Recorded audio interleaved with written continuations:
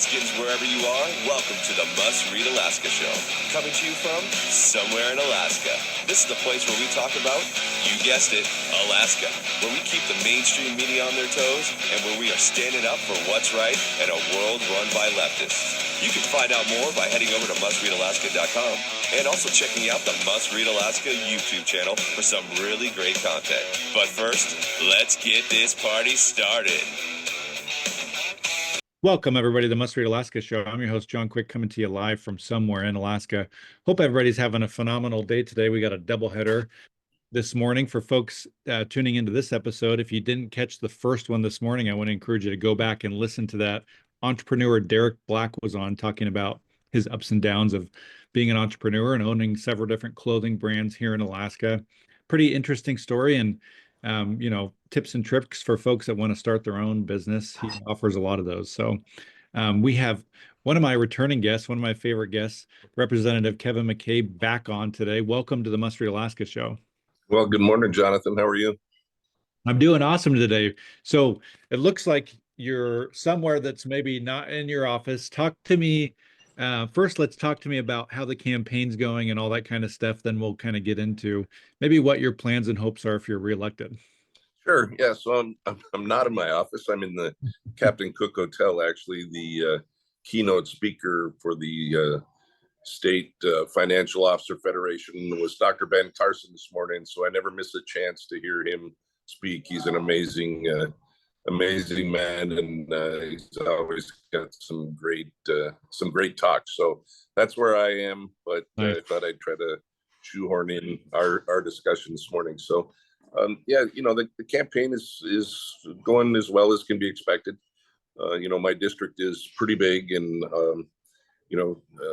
walking doors is a challenge. We're still doing some of it in the neighborhoods that we can, but typically you have a walk list and it says, well, here, go to Healy, and you drive all the way up to Healy to knock on someone's door, and at the very end of their driveway, which might be a mile or two long, there's a no trespassing sign. So it's a challenge, but we're going to hold some meetings. We have a fundraiser coming up on the, I believe it is the 29th at Susitna Brewery there in Big Lake, and we're calling it Pizza and Politics. So we're going to have a dozen or more pizzas and inviting a whole bunch of folks. So that should be a lot of fun. We've reserved the quiet area for those who've been in the Susitna Brewery. It can get kind of noisy on a Sunday afternoon, but we've reserved the quiet spot from 3 to 5. So I'll be there, and I'd like to encourage anybody that's in the neighborhood or around or wants to drive or to come on out, talk, ask questions, and I'll give a short talk. But most of all, it's just to meet people and talk to folks. So Nice. So what are you hearing from folks as you're getting out there, knocking on doors, making phone calls? What are folks saying? Are they happy about the way Alaska's going? Are they concerned about our economy? What are some of the themes you're hearing? Yeah, my folks, of course, conservative folks, and even some moderate conservative folks are very concerned about the direction of the country. Frankly, ESG, diversity, equity, and inclusion, all of those sorts of things are things that they're concerned about, that they don't want to further affect Alaska. And of course, fossil fuels, oil, coal, natural gas, energy, electrical energy, everybody's very concerned about that, obviously, because of the discussion last session about Cook Inlet running out of gas. Not really running out of gas, it's just running out of gas that we have explored. And there's one jackup rig. Let me back up a bit. When I first got elected, or at some point in my life, I thought, it's just a reservoir under Cook Inlet, and we'll just tap into it. That'll be good. Well, it's not quite like that. There's pockets of gas, and you have to drill more wells. And some people say maybe 15 wells a year we have to drill to tap into the natural gas that we know is under Cook Inlet. So to do that, especially in Cook Inlet in the water, it takes a jackup rig. And there's one jackup rig in Alaska right now. In fact, the guy that used to own it threatened to move it to Vietnam, and so Hillcorp actually had to buy it.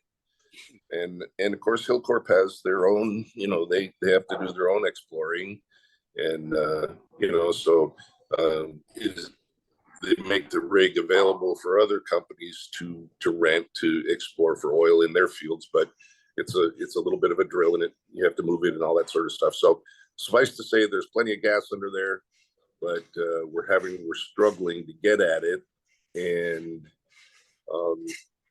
if we don't do something soon, they're going to start importing natural gas and possibly could double the cost to get electricity into houses and for heating fuels. So it's something that's on everybody's mind. How are we going to solve that? And right now the gas we're not getting any royalties from it because it's stuck under Cook Inlet. So maybe we should give some royalty relief, at least to get the gas to Alaskans. Yeah. So I think I know the answer to this, but I think it's important for folks to hear from you. What's your thoughts on growing government? Because I think a lot of folks, it's one thing to run on a smaller government, but it's another thing to have a track record that doesn't want to grow government. Talk to me about your thoughts about if you think government should be expanding or contracting. Well, I absolutely think the less government we have, the more liberty we have. The government has some specific functions, safety, security of the group of people, but at some point, growing government becomes more about controlling the populace and less about their safety and that sort of thing. So I'm an absolute believer in less government. The votes don't always manifest themselves that way just because of the particular thing, but whatever we're voting on, whether it be a budget which has 1,000 line items or a single bill, so anytime I can, I'm all for less government. My very first session as a member of the minority, I had a bill that managed to pass that was to remove the front license plate from cars. It saved the state $330,000. Not much in the big scheme of things, but it was something. But it also added liberty to Alaskans. You don't have a front license plate now. You don't need to all the drill that goes on with that, putting it on, drilling holes in your bumper, all that sort of thing, and having it up front there for people to drive by parking lots and write down your license plate, or however that works. So when the governor signed that bill, he said, and with this signature, Alaskans gain a little bit more liberty, and he was exactly right. When I talked to the DPS about it, about removing the front license plate, the commissioner said, well, if the DPS had its way, Kevin, we'd have your address and phone number printed right on the hood of your car, so that we can get a hold of you when we need to. So somewhere in the middle there is the proper balance of government. If you read the founding fathers' ideas, they would have been confused by Democrat and Republican. They just would have. Their idea was somewhere in the middle between anarchy and tyranny. And that's exactly what we need to do. And I think that we have started to move too far towards the tyranny part, where the government has become so big and so bloated and so bureaucratic that there's just too much control. People have too much control over it. In the legislature, we see it all the time. You try to put forth a bill and it gets mired somewhere in a department, or you try to do something and it gets mired in the bureaucracy of the department, and you complain and you call the boss and everything. And at the end of the day, you're stuck with the weebies. And a weebie is somebody who works in government, and they say, "We be here before you got here, Representative McCabe, and we be here after you gone." And that's a symptom of big government, and it needs to go away as much as possible. So long answer, but that's my feelings. Nice. What about new taxes? Are you in favor or opposed to new taxes? I know that, every year it seems like the, income tax or state sales tax kind of peers its head up. What are your thoughts on that? So I am totally against taxes. That's the short end of it. Recognizing that if we have a tax, it's going to have to be the people. The people are going to have to get together by initiative, or they're going to have to elect a representative or get behind a representative that says we are willing to tax ourselves for X, for police powers. Like the Matsu. Everybody talks about the sheriffs in the Matsu, or increased police presence in the Matsu. And my question is always, who pays? And when they finally get upset enough about about the crime that goes on there, and they decide that they are going to pay, then they will have to figure out a way to tax themselves and pay for it. We see it all the time. I mean, property tax for fire service, property tax for education, but it has to come from the people. I'm not going to direct that. That's not a conservative Republican's job, is saying we're going to tax. So another long answer for a short question. Nice. What about education? I know that there was a couple initiatives, reading initiatives that passed that I think conservatives found themselves supporting. Where are you at with education? I think that definitely some metrics need to be put in place before we start writing big checks to school districts with no accountability. But what are your thoughts on that? Well, I think that's what the legislature this year, the House especially, was clearly telling the school districts. I mean, this year we provided more funding for education than any other year in history, I think, of the state. $322 million added onto what was already programmed into the BSA and everything else. And, a good chunk of that went towards major school maintenance. I think the first 15 items on the deed list for major school maintenance, we funded that. And we clearly said, we're not going to increase the BSA so you can do whatever you want with it, school district administrator. We are going to fund the repairs on these schools for our children and our teachers, because that's where the money needs to go. And we added, there was $30 million for new schools. There was $7.5 million, I think, for pupil transportation. So clearly we said to the school districts, hey, we understand that you need money for pupil transportation. Gas prices are going up. The cost of the bus drivers is going up. And we understand that. So here's money for pupil transportation. So we have got to find a way for the school districts to be accountable to the money. The money belongs to Alaskans. It's going to the schools, and we need accountability. We have got to have open checkbooks. We've got to have parents involved. They have to know what their kids are being taught and where they're being taught. And those are the sort of things that we want to see accountable from the districts.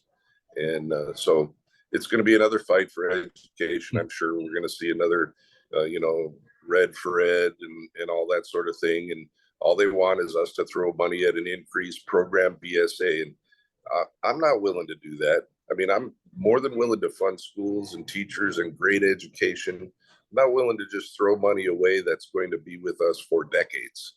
So any kind of program, 1,413, whatever they said, BSA increase, people need to understand that that was in perpetuity. It wasn't just funding what the school districts needed. It was funding what the school districts thought they might need in 10 years or so. So that's a part of the frustration, I think, that we all felt. And frankly, that Alaskans should feel. We need to get control of our education system.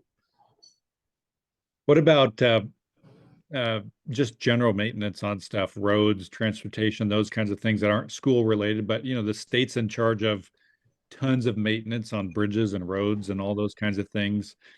What are your thoughts on that? I know that we receive, millions and millions and millions of dollars from the feds, but it's, it still seems hard to stretch that dollar to make it, fix every pothole and those types of things.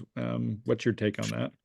Sure, yeah, absolutely. The infrastructure deficit in the state of Alaska is huge. Bridges, roads, potholes.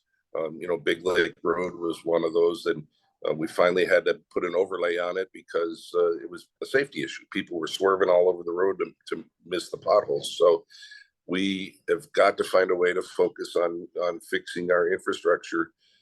At the same time, we haven't really built any new roads in decades.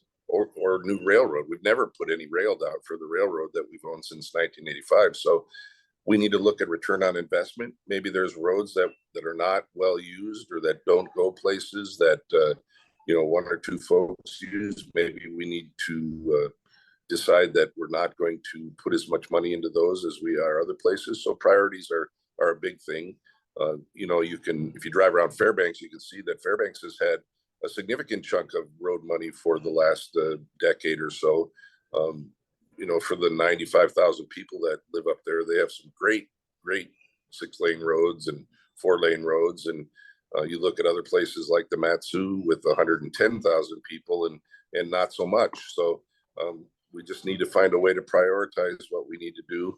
And I will grant you that we have built some pretty difficult roads, and now we are faced with maintaining them. And I don't think we ever programmed when we the Dalton Highway is one of them. I mean, we had to build the Dalton Highway, right? It had to go. We had to have a road to the Arctic and to the North Slope, but we haven't really maintained it, and we didn't really spend a whole lot of time thinking about what it would take to maintain it before we built it. And so we're definitely having discussions about that road for sure. Nice. So you mentioned you have an event coming up. Tell us that one more time for folks listening in. And what's the best way to get a hold of your campaign? You got a website, phone number, all those kinds of details. Tell us where they can find you. Yeah, sure. So the website is votekevinmccabe.org, and Facebook is also Vote Kevin McCabe. You can get a hold of me there. My cell phone is 907-229-3721. You can always call me. I take calls on my cell phone. My wife will tell you night or day, but I do. And the event is at Susitna Brewery there in Big Lake on the 29th from 3 to 5. And I would love to see a maximum number of people. It's a fundraiser, but it's also a meet and greet. It's not a $50 donation to get in the door. You can just wander in there and ask questions, and I'm good with that. So we're planning a few more events. I think eventually in October probably be something at Little Italy's in Anchorage and a few more places. There'll certainly be one up north, up in Healy probably before middle of October, maybe the third week of October. So lots of those kinds of things. And, if you just want to talk, again, my cell phone, 907-229-3721. Awesome. Well, thank you so much, Representative Kevin McCabe, for joining us here on the Must Read Alaska show. For folks listening in, you want to support Must Read Alaska, just go to mustreadalaska.com. On the right-hand side, there's a little donate button. Every $5, $10, $100 helps keep the lights on here at Must Read Alaska. If you want to sponsor the Must Read Alaska show, just email me, John, JOHN, at mustreadalaska.com. And we're going to have a couple more episodes this week. I think we have Representative Sarah Vance coming on Friday, maybe somebody else on Thursday. Hope you all tune in for that. Until next time, I'm John Quick from somewhere in Alaska. Thanks so much for joining us.